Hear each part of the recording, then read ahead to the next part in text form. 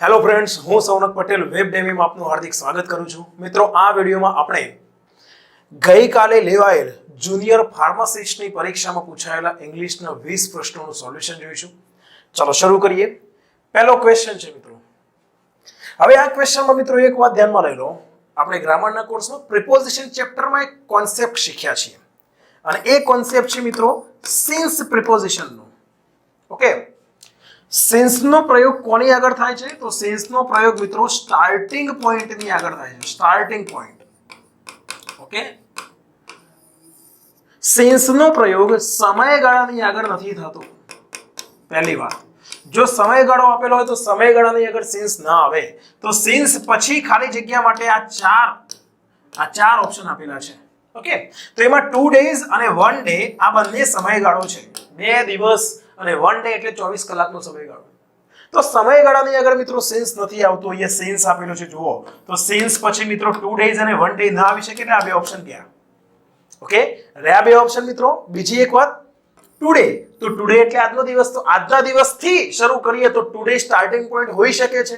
પરંતુ મેં તમને બીજો એક કોન્સેપ્ટ એ ક્લિયર કરાવ્યો છે કે સિન્સ નો પ્રયોગ ભૂતકાળના સ્ટાર્ટિંગ પોઈન્ટ ની આગળ થાય છે. ભૂતકાળના સ્ટાર્ટિંગ પોઈન્ટ ની આગળ.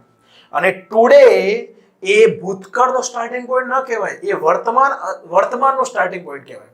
તો મિત્રો બીજો એક કોન્સેપ્ટ એ વર્તમાન અથવા ભવિષ્યનો સ્ટાર્ટિંગ પોઈન્ટ હોય તો એની આગળ ફ્રોમ આવે છે. ઓકે, આજથી આવું કહેવું હોય તો સિન્સ ટુડે ન કહેવાય, ફ્રોમ ટુડે કહેવું પડે. ટુડે ની આગળ ક્યારે સિન્સ નો પ્રયોગ ન થાય તો ટુડે પણ ગયું. યસ્ટરડે ગઈકાલથી શરૂ થયું હોય તો ગઈકાલે સ્ટાર્ટિંગ પોઈન્ટ છે. અને ગઈકાલે કયો સ્ટાર્ટિંગ પોઈન્ટ કહેવાશે મિત્રો? ભૂતકાળનો. જવાબ મળી ગયો ઓપ્શન સી. ઓકે, જો મિત્રો સિન્સ યસ્ટરડે એટલે ગઈકાલથી આ બાળક ખોવાયેલું છે, હેઝ બીન મિસિંગ. ચાલુ પૂર્ણ વર્તમાન કાળ. ઓકે, તો તમને પ્રશ્ન થશે કે સાહેબ અહીંયા ચાલુ પૂર્ણ વર્તમાન કાળ કેવી રીતે? પૂર્ણ વર્તમાન કાળ કેમ ના આવે? તો ધ્યાનમાં લઈ લો મિત્રો, બાળક મિસ થયું છે એટલે કે જેટલો સમય બાળક આપણા હાથમાં નથી, બીજા કોઈના હાથમાં કિડનેપ થઈ ગયું છે કે મળતું નથી, તો એ મિસિંગ છે. જે વ્યક્તિનું બાળક છે એ વ્યક્તિને મિસ કરતી રહેલી છે. મિસ કરવાની ક્રિયા ચાલે છે. ક્લિયર થયું કે નહીં? ઓકે, એટલા માટે ખોવાયેલું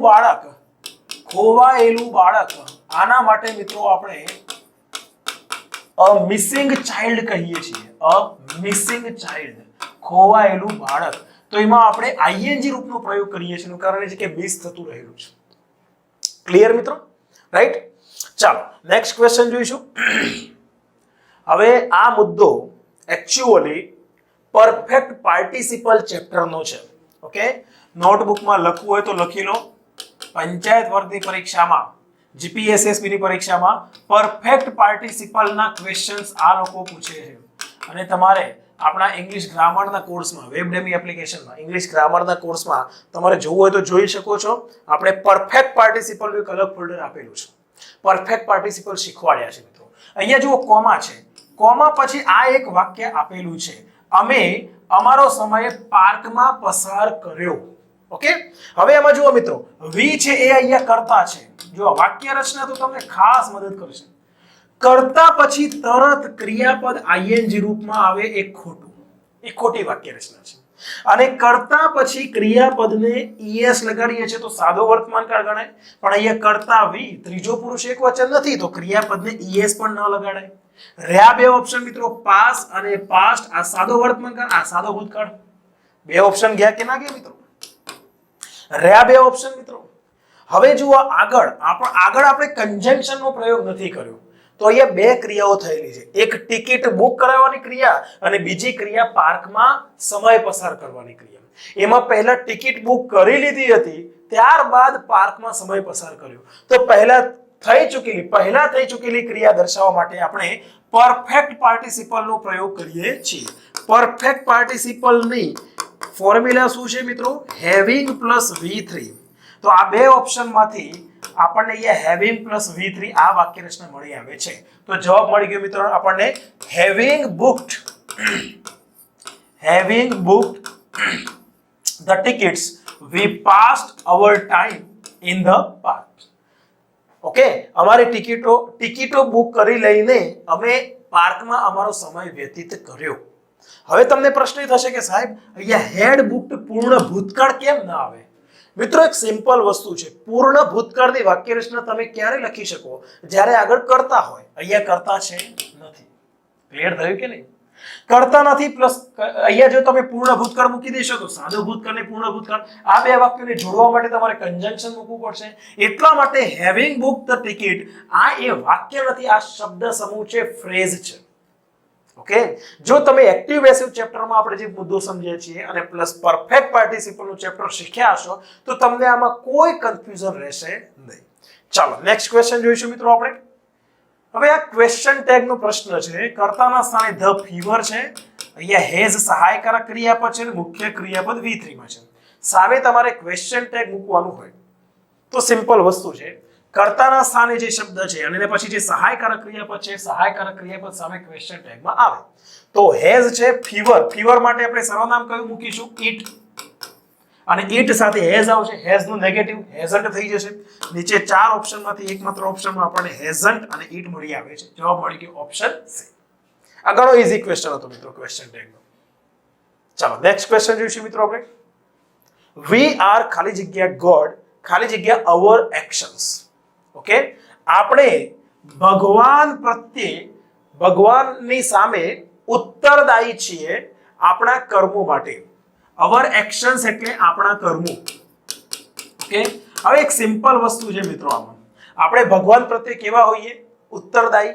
હવે જો એકાઉન્ટેડ નો મીનિંગ થાય છે ગણના કરવામાં આવી, ગણના કરવામાં આવી. ઓકે, તો ભગવાન દ્વારા આપણી ગણના કરવામાં આવી, આવો અર્થ મેચ થાય મિત્રો? બિલકુલ નહીં. બટ એટલે પરંતુ.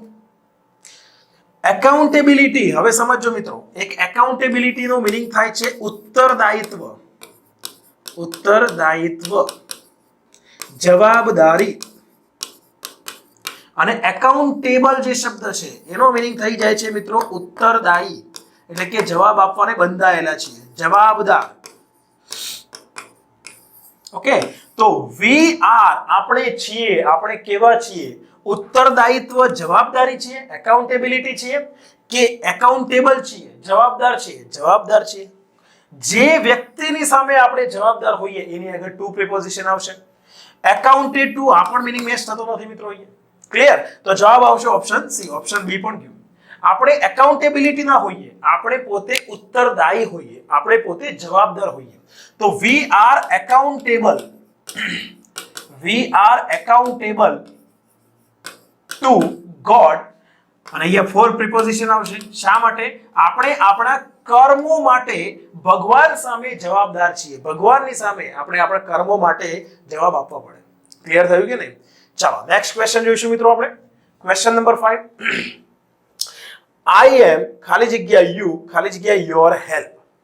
તમારી મદદ માટે હું તમારા પ્રત્યે આભારી છું, કૃતજ્ઞ છું.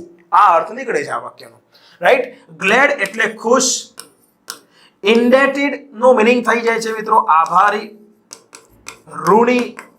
અને જેના પ્રત્યે તમે ઋણી હો એની આગળ ટુ પ્રિપોઝિશન આવશે. તો હું તમારા પ્રત્યે ઋણી છું, તમારા પ્રત્યે આભારી છું, તો એની આગળ ટુ પ્રિપોઝિશન આવશે. obliged for, અહીંયા પણ obliged નો મીનિંગ મિત્રો આભારી થાય છે, પણ તમે જેના પ્રત્યે આભારી હો એની આગળ મિત્રો for પ્રિપોઝિશન ના આવે, ટુ પ્રિપોઝિશન આવે, એટલે આ ઓપ્શન ના આવી શકે. ગ્રેટફુલ ખોટો સ્પેલિંગ છે મિત્રો. ગ્રેટફુલ નો સ્પેલિંગ આ સાચો છે, GRATEFUL. ગ્રેટફુલ નો મીનિંગ થઈ ગયો મિત્રો આભારી, અને જેના પ્રત્યે તમે આભારી હોય એની આગળ ટુ પ્રિપોઝિશન આવશે. આ ખોટો સ્પેલિંગ છે. તો જવાબ આવી ગયો મિત્રો option C. I am indebted to you. I am indebted to you for your help. તમારી મદદ માટે, તમારી મદદ માટે હું તમારા પ્રત્યે આભારી છું. તમે મદદ કરી એ બાબતે એના માટે હું તમારો આભારી છું. ક્લિયર? તો મિત્રો જવાબ આવી ગયો ઓપ્શન સી. અહીંયા હું તમને એક નવો કોન્સેપ્ટ ક્લિયર કરાવું છું. એક મહત્વનું વોકેબના રિલેટેડ છે. એક થેન્કફુલ સમાનાર્થી શબ્દો પણ અહીંયા તમને શીખવા મળશે. થેન્કફુલ એનું એક સમાનાર્થી છે મિત્રો ગ્રેટફુલ. આપણે વોકેબના કોર્સમાં શીખ્યા છીએ, પણ ફરી એકવાર વોકેબ હંમેશા મિત્રો રિવાઇઝ કરશો, એનું રિવિઝન કરશો તો જ તમને પાકી થશે. ઓકે, એના પછી મિત્રો obliged. અને ચોથો શબ્દ છે મિત્રો ઇન્ડેટેડ. ઇન્ડેટેડ. આ ચારે ચાર શબ્દોનો ગુજરાતી મીનિંગ થાય છે મિત્રો, ધ્યાનમાં લઈ લો. ચારે ચાર શબ્દોનું ગુજરાતી મીનિંગ થાય છે આભારી, કૃતજ્ઞ, ઋણી. જો ગુજરાતીમાં પણ જો હું તમારો આભારી છું, હું તમારા પ્રત્યે કૃતજ્ઞ છું, હું તમારા પ્રત્યે તમારો ઋણી છું, આવો આપણે ગુજરાતીમાં ત્રણ અલગ અલગ શબ્દો બોલીએ છીએ કે નહીં?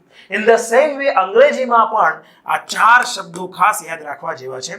અને જેના પ્રત્યે તમે આભારી રહો છો એની આગળ મિત્રો ટુ પ્રિપોઝિશન નો પ્રયોગ થાય છે.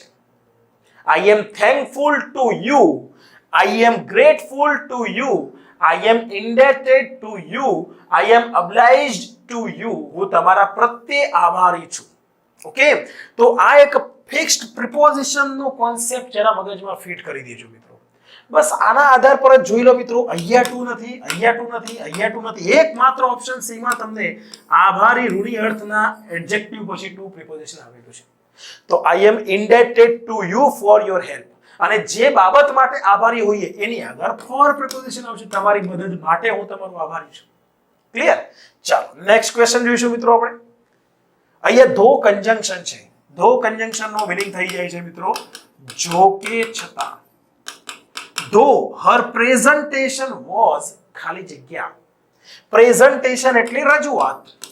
જો કે તેણીની રજૂઆત ખાલી જગ્યા હતી. તો રજૂઆત કેવી હોય? તો સૌથી પહેલી ખાલી જગ્યા માટે આપણે નીચે ચાર ઓપ્શન જે છે એ ચાર ઓપ્શનનું આપણે વ્યવસ્થિત શું કહેવાય કે એનું વ્યવસ્થિત આપણે સમજૂતી જોઈએ કે એકચ્યુઅલી અહીંયા મીનિંગ પ્રમાણે કયો શબ્દ આવી શકે છે. ઇમ્પ્રેશન. ઇમ્પ્રેશનનો મીનિંગ થઈ જાય છે મિત્રો પ્રભાવ. ઇમ્પ્રેસિવ. ઇમ્પ્રેસિવ શબ્દનો મીનિંગ થઈ જાય છે મિત્રો પ્રભાવી, પ્રભાવશાળી, પ્રભાવ પાડનાર. ઇમ્પ્રેસિવ શબ્દ અહીંયા પણ છે, એનો પણ મીનિંગ થઈ જશે પ્રભાવી. ઇમ્પ્રેસ્ડ, આનો મીનિંગ થઈ જશે મિત્રો પ્રભાવિત, પ્રભાવિત. હવે તેણીનું પ્રેઝન્ટેશન, તેણીની જે રજૂઆત છે એ કેવી હોય? તેણીની રજૂઆત પ્રભાવ હોય. ખોટી વાત છે ભાઈ. તેણીની રજૂઆત પ્રભાવિત થયેલી હોય. પ્રભાવિત કોઈ પણ વ્યક્તિ થાય તો ઇમ્પ્રેસ્ડ શબ્દ પણ ના આવી શકે. હા, કોઈ પણ વ્યક્તિનું જે પ્રેઝન્ટેશન છે એ પ્રભાવી હોઈ શકે. ઇમ્પ્રેસિવ, ઇમ્પ્રેશન ઊભું કરે તેવું. એટલે બે ઓપ્શન બચ્યા છે આપણી પાસે. ઓકે, હવે રહ્યા બે ઓપ્શન. એના પછી અહીંયા જુઓ મિત્રો એક ઇમ્પ્રેસ શબ્દ આપેલો છે ને, અહીંયા ઇમ્પ્રેશન. ઇમ્પ્રેશન નો મીનિંગ થઈ ગયો મિત્રો પ્રભાવ, અસર. ઓકે, અને ઇમ્પ્રેસ જે છે એ ક્રિયાપદ છે જેનો મીનિંગ થઈ જાય છે પ્રભાવ પાડવો, અસર ઊભી કરવી. ચાલો આ બે ઓપ્શન ક્લિયર થયા તમને બધાને? હવે અહીંયા તો આપણે જવાબ મૂકી દીધો ઇમ્પ્રેસિવ, કે જો કે તેણીની રજૂઆત પ્રભાવી હતી, પ્રભાવશાળી હતી, પ્રભાવ પાડે તેવી હતી, છતાં ઇટ મેડ નો ખાલી જગ્યા ઓન ધ જ્યુરી. નો પછી મિત્રો આપણે હંમેશા નાઉન નો પ્રયોગ કરીએ છીએ. ઇમ્પ્રેશન એ નાઉન છે અને ઇમ્પ્રેસ એ વર્બ છે, ક્રિયાપદ છે. નો પછી તરત ક્રિયાપદનો પ્રયોગ કરતા નથી. અહીંયા ઓલરેડી ક્રિયાપદ તો આવી ગયું છે વર્બ. મેડ એટલે ઊભું કર્યું, નો એટલે નહીં. તો ન ઊભું કર્યું. શું ન ઊભું કર્યું? પ્રભાવ, અસર ઊભી ન કરી. તો ડેફિનેટલી મિત્રો ઓપ્શન ડી જવાબ આવશે, ઓપ્શન બી જવાબ નહીં આવે. ચાલો ક્લિયર. નેક્સ્ટ ક્વેશ્ચન જોઈશું મિત્રો આપણે. શી ખાલી જગ્યા હાર્ડલી ખાલી જગ્યા વેન ધ ફોન રેંગ. હવે અહીંયા હાર્ડલી વાળું વાક્ય છે. જુઓ, હાર્ડલી આ વાક્યની શરૂઆતમાં નથી આવ્યું તો આ વાક્યમાં પ્રશ્નાર્થ વાક્ય રચના નહીં આવે. હવે અહીંયા વચ્ચે કન્જંક્શન કયું છે? વેન. તો જુઓ, હાર્ડલી કે સ્કેર્સલી વાળું વાક્ય હોય તો બે વાક્યોની વચ્ચે વેન કન્જંક્શન આવે છે. as soon as, no sooner than, hardly, scarcely, when. આ ચેપ્ટરનો આ ક્વેશ્ચન છે. ઓકે, હવે વેન કન્જંક્શન પછી મિત્રો અહીંયા જુઓ તો વેન પછી સાદો ભૂતકાળ છે. જો તમે આ ચેપ્ટર શીખ્યા હશો તો તમને ઓન ધી સ્પોટ અત્યારે લાઈટ થઈ ગઈ હશે કે વેન પછી સાદો ભૂતકાળ હોય તો હાર્ડલી સ્કેર્સલી વાળું વાક્ય પૂર્ણ ભૂતકાળમાં આવે, પૂર્ણ ભૂતકાળમાં આવે. તો પૂર્ણ ભૂતકાળમાં સહાયકારક ક્રિયાપદ કયું આવે છે મિત્રો? હેડ. અને મુખ્ય ક્રિયાપદ V3 માં આવે છે. તો અહીંયા ડી હેડ નથી, આ ઓપ્શન માં નથી, અહીંયા પણ હેડ નથી. એકમાત્ર ઓપ્શન એ માં હેડ આપેલું છે. તો અહીંયા હેડ આવી ગયું અને સીટ ક્રિયાપદનું V3 આવી ગયું સેટ. તો અહીંયા જવાબ આવી ગયો મિત્રો set down. she had hardly sat down when the phone rang. જેવી તેણી નીચે બેસી કે તરત જ ફોન વાગ્યો, ફોનની ઘંટડી વાગી. ઓકે, ચાલો નેક્સ્ટ ક્વેશ્ચન જોઈશું મિત્રો આપણે. ખાલી જગ્યા લાસ્ટ મંથ.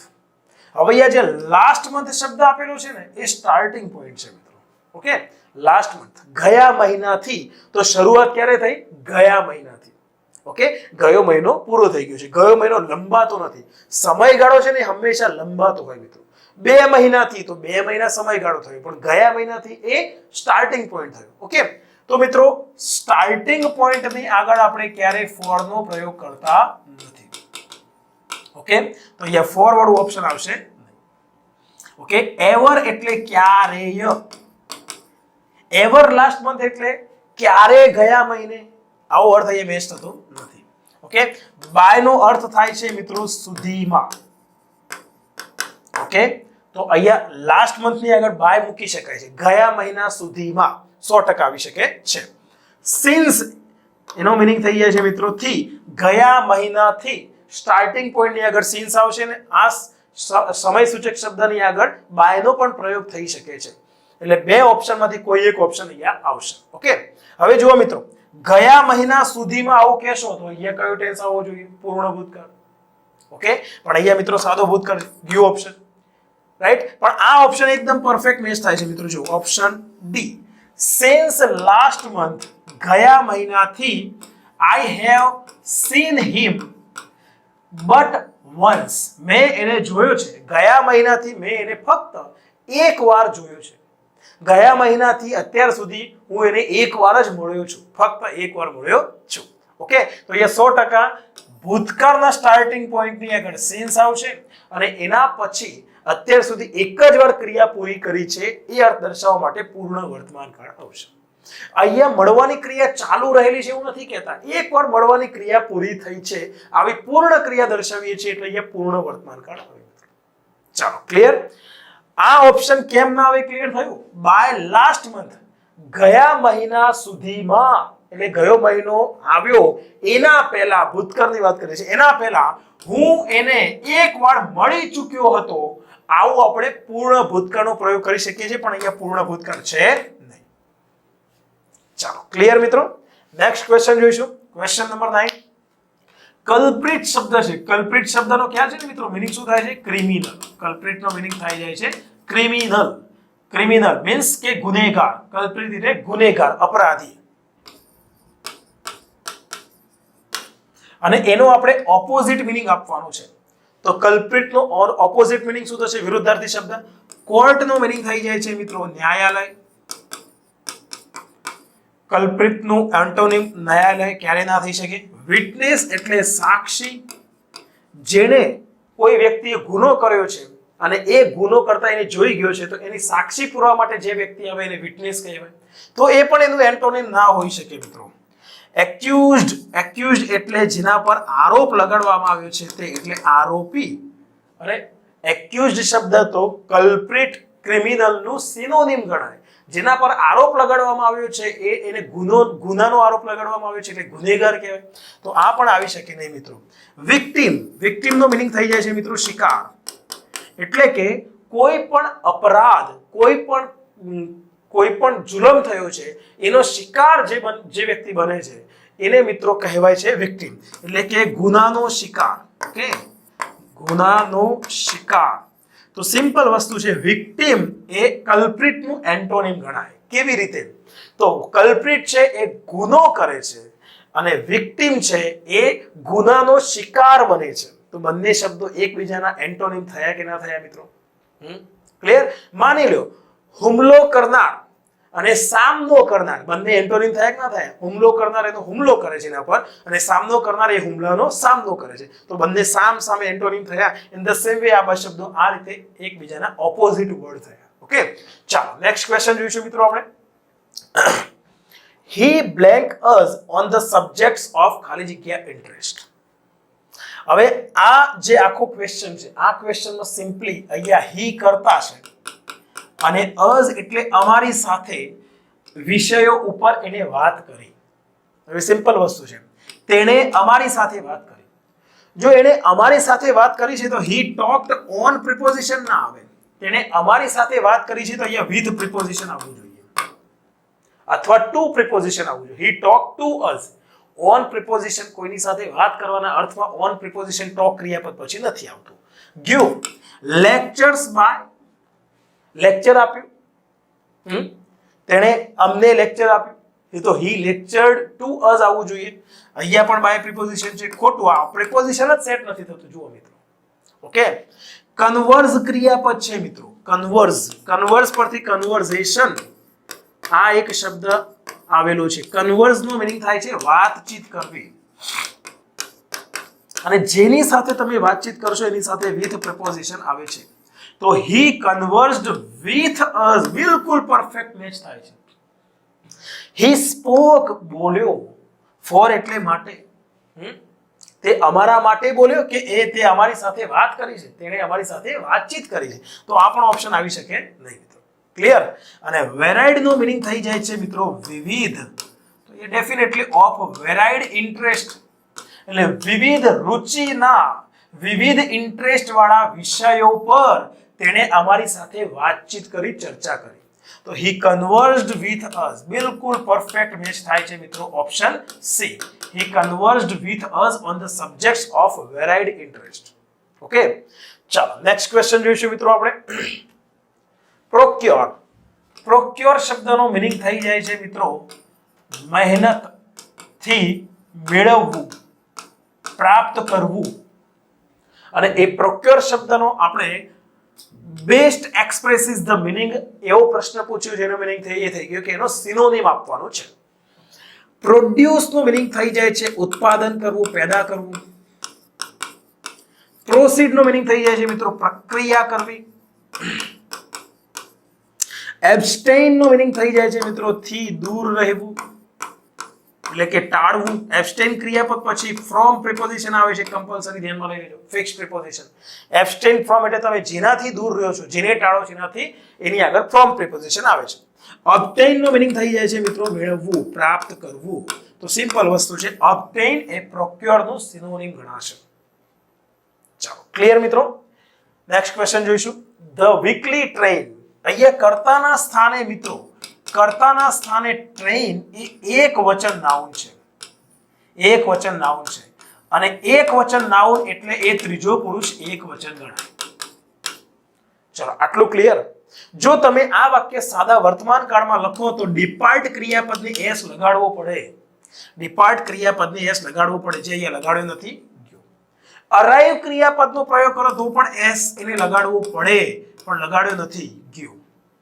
અરાઇવલ તો ક્રિયાપદ જ નથી. અરાઇવલ નો મીનિંગ થઈ જાય છે મિત્રો આગમન, અને આપણે અહીંયા કરતા પછી ક્રિયાપદ મૂકવાનું હોય છે. તો આ ઓપ્શન પણ ગયું મિત્રો, રહ્યું આ ઓપ્શન. એકમાત્ર ઓપ્શનમાં મિત્રો જુઓ ક્રિયાપદને એસ લગાડ્યું છે, તો જવાબ મળી ગયો ઓપ્શન સી. વાક્ય રચનાના આધાર પર જવાબ છે મિત્રો. ઓકે, તો ધ વીકલી ટ્રેન ડિપાર્ટ્સ એટલે ઉપડે છે એટ 3 PM 3 વાગે ઓન ટ્યુઝડેઝ, એટલે કે મંગળવારના દિવસોમાં, મંગળવારના દિવસે જ. ઓકે, દર મંગળવારે 3 વાગે, બપોરના 3 વાગે વીકલી ટ્રેન ઉપડે છે, નીકળે છે. ચાલો ક્લિયર મિત્રો. નેક્સ્ટ ક્વેશ્ચન જોઈશું મિત્રો આપણે. આ ક્વેશ્ચનમાં સિમ્પલી તમારે શું ધ્યાનમાં રાખવાનું છે, હિઝ ડ્યુટીઝ ખાલી જગ્યા ઓફ અ કાઇન્ડ. હવે જો આ વાક્ય સાદા ભૂતકાળનું નકાર વાક્ય તો છે જ નહીં, ક્યાંય તમને નોટ ધ્યાનમાં આવે છે ખાલી જગ્યા પછી ક્રિયાપદનું મૂળ રૂપ છે નહીં, તો ડીડ સહાયકારક ક્રિયાપદ અહીંયા આવે નહીં. શુડ પણ મોડલ વર્બ કેમ ના આવે, તો શુડ મોડલ વર્બ પછી તરત ક્રિયાપદનું મૂળ રૂપ V1 મૂકવાનું રહે. વાક્ય રચના જુઓ તમે સિમ્પલી, હિઝ ડ્યુટીઝ ખાલી જગ્યા ઓફ અ કાઇન્ડ. ક્યાંય તમને ખાલી જગ્યા પછી ક્રિયાપદનું મૂળ રૂપ ધ્યાનમાં આવે છે નહીં, તો આ ઓપ્શન પણ ગયો. રહ્યા બે ઓપ્શન મિત્રો, આર અને વર. ઓકે, તો હવે આ બંને ડ્યુટીઝ બહુવચન છે એટલે આર પણ આવી શકે ને વર પણ આવી શકે. આ બેમાંથી કયું ઓપ્શન આવશે એ હવે આપણે વિચારવાનું છે. એમાં અહીંયા કાઇન્ડ, કાઇન્ડ નો મીનિંગ થાય છે પ્રકાર. ઓકે, એક પ્રકાર કે જે પ્રકાર માટે મિત્રો આપણે કયું સર્વનામ, કયું રિલેટિવ પ્રોનાઉન મૂકીશું કે જે અર્થ માટે. વેર નો મીનિંગ થઈ જાય છે મિત્રો જ્યાં અથવા ક્યાં. વેર નો પ્રયોગ મિત્રો આપણે શેના માટે કરીએ છીએ, સ્થળ દર્શાવવા માટે. તો શું આ કાઇન્ડ શબ્દ છે સ્થળ છે, એ એક પ્રકાર છે કે જ્યાં નહીં. તો મિત્રો આ ઓપ્શન પણ ગયું આના કારણે. which નો અર્થ થઈ જાય છે મિત્રો જે, તો ડેફિનેટલી જે અર્થ માટે અહીંયા which આવશે. ઓકે, તો જવાબ મળી ગયો ઓપ્શન બી. આનો મીનિંગ સમજો મિત્રો. his duties were of a kind, એટલે એની જે ફરજો હતો, એના કામ હતા, એ એક એવા પ્રકારના હતા કે જે ill suited to his character, કે જે એના ચરિત્રને, એના કેરેક્ટરને બિલકુલ મેચ થતા ન હતા. ill suit નો મીનિંગ થાય છે બિલકુલ મેચ ન થવું, એનાથી ઉલટું. ક્લિયર? તો મિત્રો જવાબ આવી ગયો ઓપ્શન બી. ચાલો નેક્સ્ટ ક્વેશ્ચન જોઈશું મિત્રો આપણે.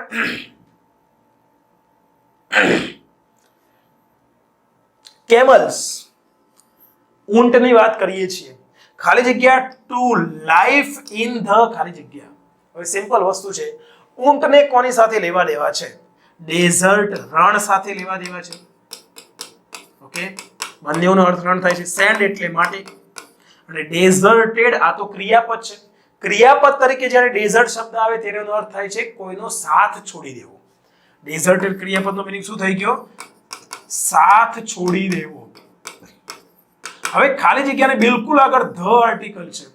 ધ આર્ટિકલ પછી તરત તમારે ક્રિયાપદનું ભૂતકાળ રૂપ મૂકવું એ યોગ્ય નથી. ઓકે, ચાલો રહ્યા ત્રણ ઓપ્શન મિત્રો. કેમલ્સ, ખાલી જગ્યા two life in the dessert. અહીંયા દેખીતી વાત છે, અહીંયા ડેઝર્ટ આવશે. ઓકે, રણમાં જીવન વિતાવવાની વાત છે. તો ઊંટ રણમાં જીવન જીવવાને ટેવાયેલા છે, એને એડજસ્ટ થયેલા છે. તો એડોપ્ટ નો મીનિંગ થઈ જાય છે મિત્રો દત્તક લેવું. ઊંટને દત્તક લેવાની વાત થાય નહીં મિત્રો. એક્સપોર્ટેડ એટલે ઊંટને એક્સપોર્ટ કરવામાં આવે છે રણમાં, ખોટી વાત છે. ઓકે, એક્સપોર્ટ એટલે શું મીનિંગ થાય છે? એક્સપોર્ટ એટલે આપણી પાસે છે એમાંથી બહાર મોકલવું. તો રણ ને એક્સપોર્ટ કરવામાં આવે છે રણમાંથી, આવો કોઈ મીનિંગ અહીંયા સેટ થતો નથી. જો રણમાંથી એક્સપોર્ટ કરવામાં આવે તો અહીંયા ફ્રોમ પ્રિપોઝિશન આવવું જોઈએ, ફ્રોમ ધ ડેઝર્ટ, તો એ પણ મેચ થતું નથી મિત્રો. એક્સપર્ટ નો મીનિંગ થઈ જાય છે મિત્રો વિશેષજ્ઞ. હવે તમે જ વિચાર કરો મિત્રો, કેમલ્સ પછી ડાયરેક્ટ સીધું એક્સપર્ટ મૂકીશું. કેમલ્સ એક્સપર્ટ, ઊંટ વિશેષજ્ઞ. અને ઊંટને આપણે એક્સપર્ટ કેવી રીતે કહી શકીએ? કોઈ વ્યક્તિ હોય એ એક્સપર્ટ હોય. ક્લિયર? તો ઓપ્શન ડી પણ ગયું મિત્રો. રહ્યો આ ઓપ્શન સી. અડેપ્ટ ક્રિયાપદ ખ્યાલ છે ને આપણે આ હોમોનિમ્સ હોમોફોન્સમાં આપણે શીખ્યા છીએ. ટુ અડેપ્ટ નો મીનિંગ થાય છે મિત્રો ને અનુકૂળ થવું, એડજસ્ટ કરવું, કોઈ પણ બાબતને, કોઈ પણ પરિસ્થિતિને એડજસ્ટ કરવું. તો camels are adapted, camels are adapted to life in the desert. એટલે ઊંટ રણમાં જીવન જીવવાને એડજસ્ટ થયેલા છે, એને અનુકૂળ છે, રણમાં તે જીવી શકે છે. ક્લિયર મિત્રો? તો જવાબ મળી ગયો ઓપ્શન સી. નેક્સ્ટ ક્વેશ્ચન મિત્રો. ખાલી જગ્યા એમડી ઓફ અવર કંપની, આપણી કંપનીના મેનેજિંગ ડિરેક્ટર, નિશ્ચિત ડિરેક્ટરની વાત કરીએ છીએ, આપણી કંપનીના મેનેજિંગ ડિરેક્ટર. તો દેખીતી વાત છે કે નિશ્ચિત એમડી ની વાત કરતા હોવાથી ધ આર્ટિકલ આવે. આ ઓપ્શનમાં ધ નથી, અહીંયા ધ છે, આ ઓપ્શનમાં નથી, આ ઓપ્શનમાં નથી. ગયો મિત્રો, જવાબ મળી ગયો ઓપ્શન સી. તો એ ડેફિનેટલી અ આવશે. એનું કારણ છે યુનિવર્સલી, યુનિવર્સલી યુ વ્યંજન ઉચ્ચાર થાય છે, વ્યંજન ઉચ્ચાર થતો હોવાથી એની આગળ અ આર્ટિકલ આવે, એન આર્ટિકલ ન આવે. ઓકે, બીજી એક વાત, the MD of our company is a universally acclaimed industrialist. Industrialist નો મીનિંગ થઈ જાય છે મિત્રો ઉદ્યોગપતિ. અને અહીંયા ખાલી જગ્યામાં એક અર્થ બિલકુલ મેચ થાય છે. આપણી કંપનીના એમડી એ એક વૈશ્વિક સ્તરે પ્રખ્યાત ઉદ્યોગપતિ છે. દુનિયામાં ઘણા બધા વૈશ્વિક સ્તરે પ્રખ્યાત ઉદ્યોગપતિઓ છે, એમાંથી એક ઉદ્યોગપતિ એ છે. તો સિમ્પલ વસ્તુ છે અહીંયા, એ એકલા જ નથી દુનિયામાં, ઘણા છે, એમાંથી એક, એટલે એક અર્થ અહીંયા મૂકવો જ જરૂરી છે. ઓકે, ચાલો નેક્સ્ટ ક્વેશ્ચન જોઈશું મિત્રો આપણે. એન ખાલી જગ્યા ઇઝ અ ચાઇલ્ડ, ખાલી જગ્યા એ એક બાળક છે. વૃદ્ધ માણસ, ઓલ્ડ મેન બાળક ના હોઈ શકે ભાઈ. ક્લિયર થઈ ગયો? ઓર્નામેન્ટ નો મીનિંગ થઈ ગયો મિત્રો ઘરેણું. તો શું ઘરેણું બાળક હોઈ શકે? An ornament is a child, એક કોઈ પણ ઘરેણું એ બાળક છે, ખોટી વાત છે ભાઈ. ઓર્ફનેજ નો મીનિંગ થઈ ગયો મિત્રો અનાથ આશ્રમ, અનાથ આશ્રમ. તો અનાથ આશ્રમ એ બાળક છે, ખોટી વાત છે ભાઈ. ઓર્ફન નો મીનિંગ થઈ ગયો અનાથ, તો અનાથ એ એક બાળક છે, તો an orphan is a child. જો મિત્રો આ બધા પ્રકારના પ્રશ્નોના જવાબ તમારે ઇઝીલી આપવા હોય તો સિમ્પલ વસ્તુ છે કે આપણે આપણા ગ્રામરના કોર્સમાં જેટલા પણ પેપર સોલ્યુશનના વિડીયો કરાવ્યા છે એ કરવા પડે, ગ્રામર કમ્પ્લીટ કરવું પડે તો આઈડિયા આવશે મિત્રો, અને વોકેબ મેક્સિમમ કરવી પડે, એટલા માટે આપણે વોકેબનો કોર્સ પણ આપેલો છે. તો an orphan is a child who has lost his parents. એક અનાથ એ એક બાળક છે કે જેણે તેના માતા પિતા ખોઈ નાખ્યા છે, માતા પિતા ગુમાવ્યા છે. ઓકે, ચાલો નેક્સ્ટ ક્વેશ્ચન જોઈશું મિત્રો આપણે.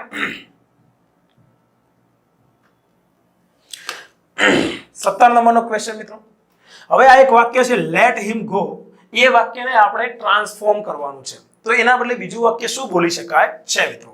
તો સૌથી પહેલા લેટ છે, તો મેં તમને શીખવાડ્યું છે કે જો તમારે લેટના બદલે અલાઉ નો પ્રયોગ કરવાનો હોય તો લેટ પછી ટુ વગરનું મૂળરૂપ આવે છે, અલાઉ પછી ટુ વાળું મૂળરૂપ આવે, બસ આટલો જ ફેરફાર કરવાનો છે. તો લેટ ની જગ્યાએ અલાઉ આપ્યું હોય એવું ઓપ્શન કયું છે મિત્રો? આ એક ઓપ્શન છે, આ એક ઓપ્શન છે, આ એક ઓપ્શન છે, અહીંયા આપ્યું નથી ગયું. ઓકે, એના પછી મિત્રો અલાઉ પછી ટુ વાળું મૂળરૂપ આવે, અહીંયા ટુ વાળું મૂળરૂપ નથી ગયું, અહીંયા પણ ટુ વાળું મૂળરૂપ નથી ગયું, એકમાત્ર ઓપ્શન ડી માં ટુ વાળું મૂળરૂપ છે, ઓપ્શન ડી જવાબ મળી ગયો.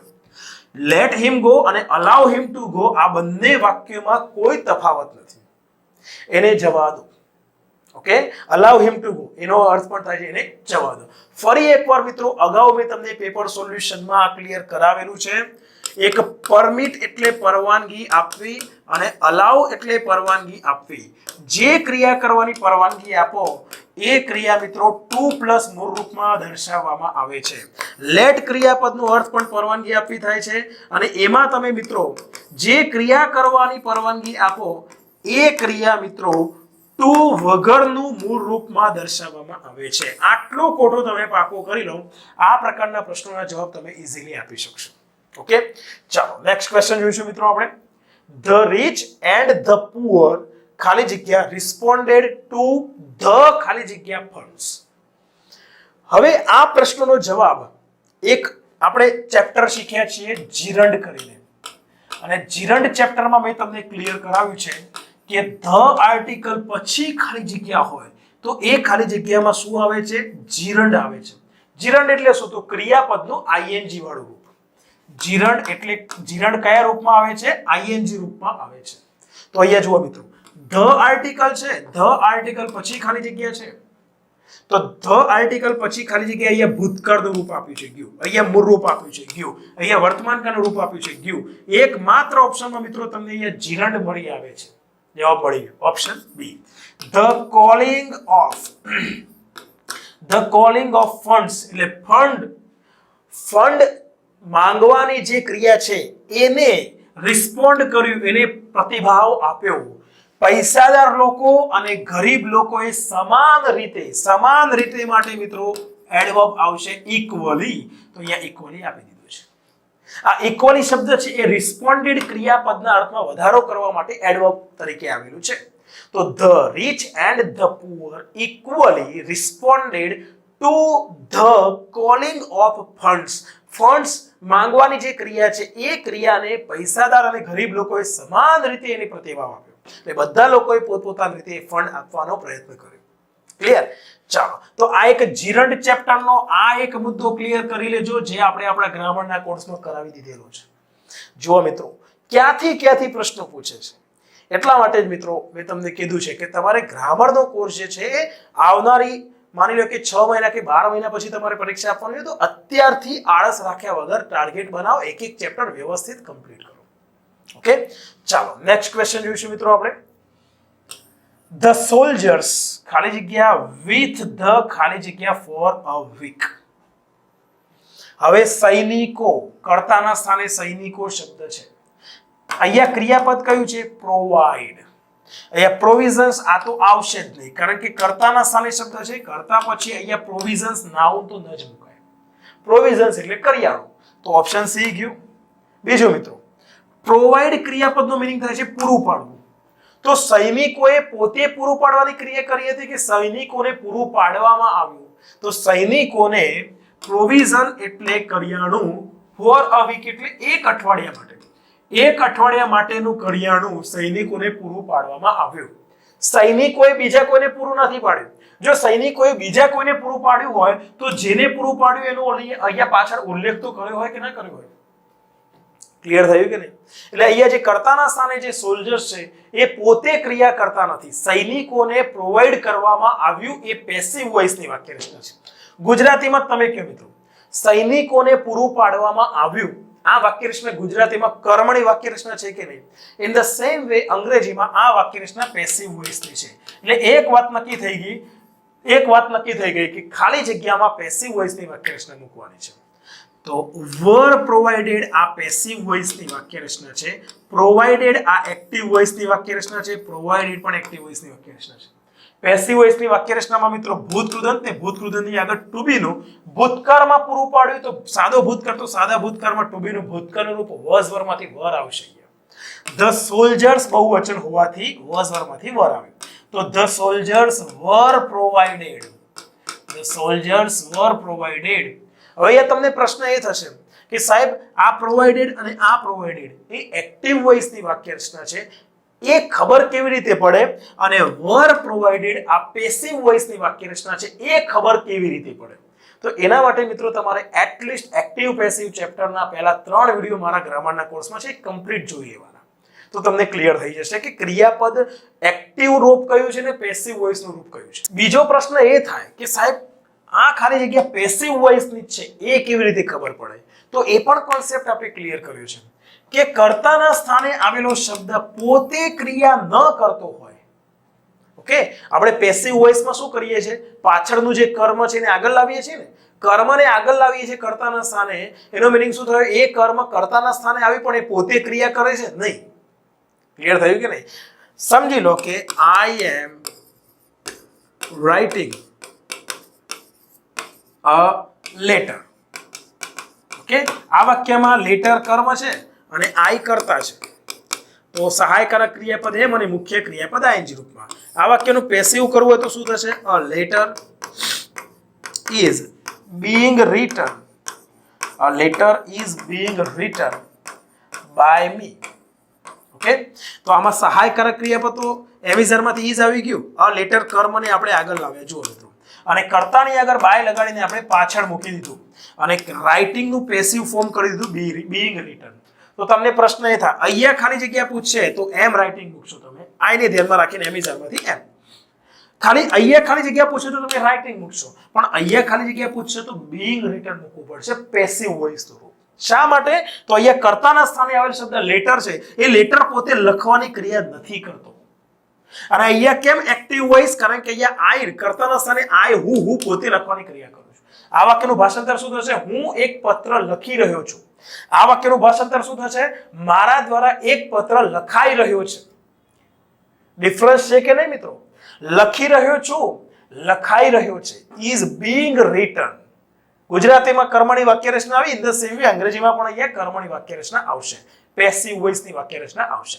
અહીંયા કર્તાના સ્થાને આઈ પોતે ક્રિયા કરે છે, લેટર પોતે લખવાની ક્રિયા નથી કરતો એટલે passive voice. In the same way સૈનિકોએ પ્રોવાઈડ કરવાની ક્રિયા નથી કરી, બીજા લોકો દ્વારા, કોઈ એજન્સી દ્વારા સૈનિકોને પ્રોવાઈડ કરવાની ક્રિયા થઈ, પેસિવ વોઇસ.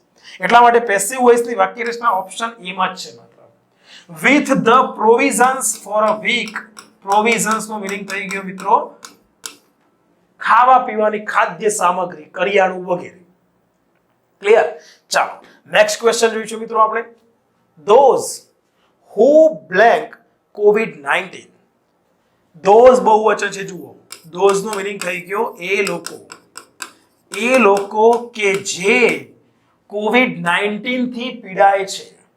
હવે અહીંયા જે હુ આપ્યું છે એ ધોઝ બહુવચન લોકો માટે આપ્યું છે, તો એ ત્રીજો પુરુષ એકવચન તો ન જ ગણાય, તો ક્રિયાપદને એસ લગાડાય નહીં. ઓપ્શન એ ગયું. બીજું, જે રોગથી પીડાઈએ એના માટે આપણે સફર ક્રિયાપદ મૂકીએ છીએ અને સફર પછી જેનાથી પીડાઈએ એની આગળ ફ્રોમ પ્રિપોઝિશન આવે છે સફર ક્રિયાપદ પછી. આ તો તમે ક્યાંક ને ક્યાંક શીખ્યા હશો મિત્રો. અહીંયા ફ્રોમ નથી, અહીંયા ફ્રોમ નથી, અહીંયા ફ્રોમ નથી, એકમાત્ર ઓપ્શન બી માં મિત્રો સફર ક્રિયાપદ પછી ફ્રોમ છે. અને સફર ક્રિયાપદને એસ નથી લગાડ્યો કારણ કે ધોઝ એ લોકો બહુવચન કરતા હોવાથી. જવાબ મળી ગયો મિત્રો આપણને. those who suffer from COVID-19 are kept in the quarantine. Quarantine નો મીનિંગ થઈ જાય છે મિત્રો સંસર્ગ નિષેધ. સંસર્ગ નિષેધ એટલે કે જ્યાં કોઈ આવી ના શકે ને એમને ત્યાંથી બહાર નીકળવાનું નથી, એને કહીશું ક્વોરન્ટીન. ઓકે, અને આ વાક્ય રચના થઈ ગઈ મિત્રો પેસિવ વોઇસ. ઓકે, આ કયા ટેન્સ ની પેસિવ વોઇસ ની વાક્ય રચના છે મિત્રો? આ પેસિવ વોઇસ ની વાક્ય રચના છે સાદા વર્તમાન કાળની. ઓકે, કીપ એટલે રાખવું, પણ આર કેપ્ટ પેસિવ વોઇસ શા માટે? રાખવામાં આવે છે. આર કેપ્ટ નું વાક્ય ગુજરાતી ભાષાંતર શું થશે? રાખવામાં આવે છે. કોને? એ લોકોને. એ લોકોને બહુવચન છે એટલે એમિઝાર માંથી આર આવ્યું છે, ઇઝ નથી આવ્યું. ક્લિયર? તો એ લોકોને રાખવામાં આવે છે, એ લોકો રાખતા નથી, બીજા લોકો દ્વારા રાખવામાં આવે છે. ચાલો, ક્લિયર મિત્રો? તો આ થયો મિત્રો 20મો ક્વેશ્ચન. તો આપણે આ પેપરમાં પૂછાયેલા 20 ક્વેશ્ચનનું સોલ્યુશન જોયું. આના ઉપરથી આ પરીક્ષામાં પૂછાયેલા 20 પ્રશ્નો જે છે એના ઉપરથી તો એક વાત નક્કી છે મિત્રો કે તમારે ગ્રામર કોન્સેપ્ચ્યુઅલી બેઝિક થી અપ લેવલ સુધીનું શીખવું જરૂરી છે. ઓકે, કેટલીક શોર્ટ ટ્રીકો કામમાં આવશે પણ બધી શોર્ટ ટ્રીકો આપણે ગોખી નથી શકતા મિત્રો. એના માટે વાક્ય રચના તો પાકી હોવી જોઈએ, અને વાક્ય રચના તમારી મજબૂત હશે તો 100% તમે આરામથી શોર્ટ ટ્રીકો જાતે બનાવી શકશો. ઓકે, આઈ હોપ કે તમને ક્લિયર થયું હશે. Thank you so much. મળીશું નેક્સ્ટ વિડીયો.